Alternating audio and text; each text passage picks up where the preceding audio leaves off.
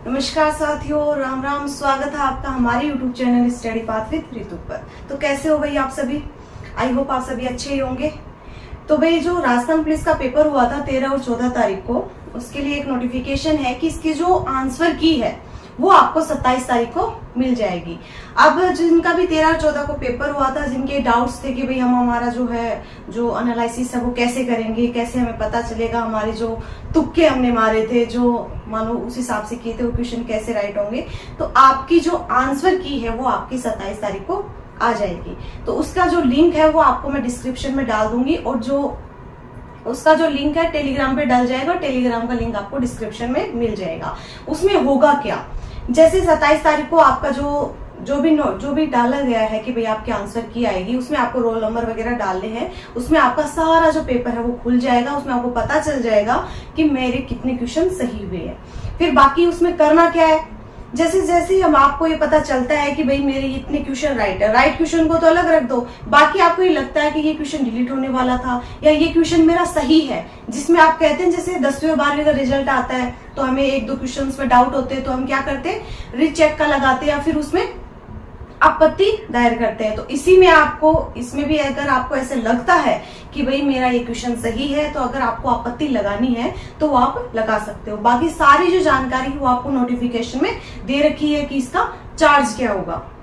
तो आपका वैसे अगर आपको लगे 100% अगर आप श्योर हो ना कि भाई हाँ मैं इस पे आपत्ति लगा सकता हूँ, तो उस क्वेश्चन का और जो आप आपत्ति लगा रहे हो किस हिसाब से, किस बेस के आधार पे लगा रहे हो, कि कौन सा आंसर सही मान के किस चीज में मान रहे हो, ऑथेंटिक चीज, जैसे ऑथेंटिक कोई बुक में से आप उसकी जो कॉपी है, मान लो उस जो पेज है जिसमें आंसर लिखा हुआ है, क्वेश्चन लिखा हुआ है, उसकी फोटो जो कॉपी है वो आपको उसके साथ संलग्न करके लगानी है, ताकि आपकी जो ऑथेंटिक चीज है वो आगे वाले को पता चले कि भैया ये इस बुक में से ये आपत्ति दायर की गई है। बाकी आपका जो एनालिसिस है वो आप 27 तारीख को अपना देख सकोगे। जैसे 13 और 14 को पेपर था, यानी कि 15 दिन बाद में ही आपके आंसर की है वो जारी हो गई है। अब करना क्या है, जैसे ही आपके आंसर की जारी हो जाती है, सब अपना अपना देख लेना कि मेरे कितने क्वेश्चन सही हो रहे हैं। बाकी जैसे ही आपको पता चलता है मेरे इतने क्वेश्चन राइट हैं, तो आप मेरे को एक बार कमेंट बॉक्स में बताना, ताकि हमें पता चले कि आपके इतने क्वेश्चन राइट है।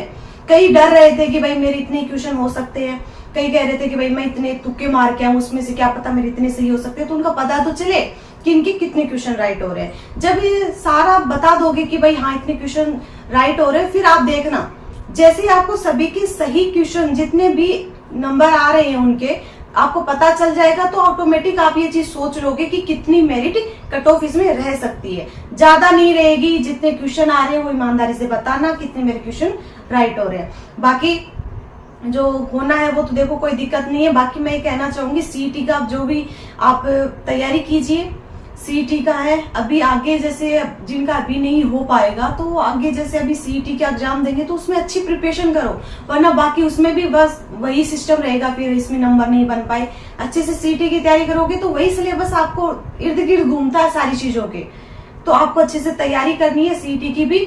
बाकी और भी जो है एग्जाम्स होने वाली हैं, अब जैसे कई नई भर्तियों की नोटिफिकेशन आने वाली है, तो अच्छे से तैयारी करो। बाकी जो राजस्थान पुलिस से संबंधित जो जानकारी थी वो यही थी कि एक नोटिफिकेशन है जिसमें आपको जानकारी दी गई है कि आपका 27 तारीख को आंसर की आएगी। उसका लिंक मैं आपको एक बार टेलीग्राम पे आपको मिल जाएगा, और टेलीग्राम का लिंक डिस्क्रिप्शन में है, तो टेलीग्राम पे जाना और क्लास को लाइक शेयर सब्सक्राइब करना भाई। और मिलते हैं कोई नेक्स्ट सेशन में। और बाकी मैं सारे कमेंट्स देखूंगी कितने क्वेश्चन किसके राइट हो रहे हैं और किसने ये बताया था कि भाई मेरे इतने ही बन रहे हैं। तो एक बार ये लास्ट बार एनालिसिस अपना और देखना, और अच्छे से सारे क्वेश्चन है वो मिलाना, जिनमें आपको लगे कि मेरे डाउट है वो आप डाल सकते हो, क्योंकि भाई ये आपका अधिकार है, तो आप ये अधिकार अपना लो। जैसे 50% आरक्षण किया है 3rd ग्रेड में, उसके लिए जो हमारे जो साथी है वो क्या कर रहे हैं, धरना प्रदर्शन, जो भी नारेबाजी कर रहे हैं, तो उनका अधिकार है। वो ये चीज सोच रहे हैं कि हमें क्यों नहीं मिल रहा है, ये लड़कियों को क्यों मिल रहा है, बाकी बराबरी का दर्जा होना चाहिए। तो बाकी अपने हक के लिए जरूर लड़ना चाहिए। और आप अपने जो नंबर है वो एक बार कमेंट बॉक्स में बता देना, ठीक है। मिलते हैं कोई नेक्स्ट सेशन में।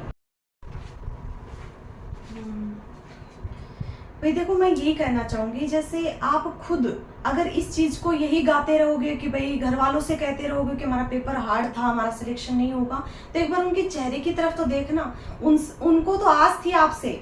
मैं ये नहीं कह रही कि आपने मेहनत नहीं की, आपने खूब मेहनत की, लेकिन निराश मत हो। ये कह के मत कह, ये घर वालों से मत कहना कि मैं तैयारी नहीं करूंगा।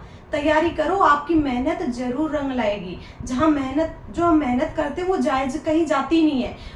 आप खुद सोच के देखो, जैसे आपने ये तैयारी की है तो कहीं ना कहीं आपको ये जरूर तैयारी काम आएगी, आपको बेस्ट मिलेगा। ये चीज सोचो, आप बेस्ट मिलेगा। क्यों मिलेगा? क्योंकि अगर इसमें आपका सिलेक्शन नहीं हो रहा तो भगवान ने आपके लिए अच्छा ही सोचा होगा। तो डीमोटिवेट बिल्कुल भी मत होना मेरे साथी। मैं यही चाहती हूँ कि कोई भी साथी ये चीज नहीं बोले कि मैडम अब हम क्या करें, हमारा तो करियर खराब हो गया। क्या इसी जॉब के लिए थे आप कि भाई आपने पूरी जिंदगी आप ये सोच रहे हो कि भाई मैं इसी जॉब में नहीं लगूंगा तो मैं किसी में नहीं लगूंगा? ऐसे मत सोचो। आपके लिए बेस्ट ही सोचा होगा भगवान ने कुछ ना कुछ। और अच्छे से तैयारी करते रहो, आपकी मेहनत जरूर रंग लाएगी। डिमोटिवेट मत होना, क्योंकि घर वालों से आपको बहुत सारी आशाएं हैं। समझ रहे हो ना आप? मैं आपको आप ये मत समझना कि मैडम हमें लेक्चर दे रही है, ये दे रही है। मैं ये चाहती हूँ कि जैसे ये सिचुएशन हमारे में भी आई है तो हम भी इस सिचुएशन से गुजरे हैं कि अब तो हमारी लाइफ खराब हो गई, पेपर हार्ड आ गया। इतनी मेहनत की है आपने, हमें दिख रहा है आपने मेहनत की है। क्योंकि जो बच्चा मेहनत करता है उसको सबसे ज्यादा टेंशन होती है। जिसने मेहनत नहीं की उसे तो कोई मतलब नहीं है मेरे कितने बन रहे हैं कितने नहीं बन रहे। मेहनत की उसी टेंशन होती है कि ये क्या हो गया हमारे साथ, हमने तो सोचा भी नहीं था, सपने भी नहीं सोचा कि ऐसा आउट ऑफ सिलेबस ऐसा पेपर आ जाएगा हमारा। तो कोई बात नहीं, अब जो हो गया उसको हम चेंज नहीं कर सकते, बाकी आगे जो होगा उसको हम बेटर बना सकते हैं। तो अच्छे से तैयारी करते रहो। अभी जो तैयारी, जो आप ये सोच रहे हो कि भाई अभी मैं थोड़ी देर रेस्ट करूं या फिर इतने दिन बाद में तैयारी करूंगा, अभी बीच में गैप मत देना। तैयारी करते रहो रेगुलर, ये आपकी मेहनत जरूर रंग लाएगी।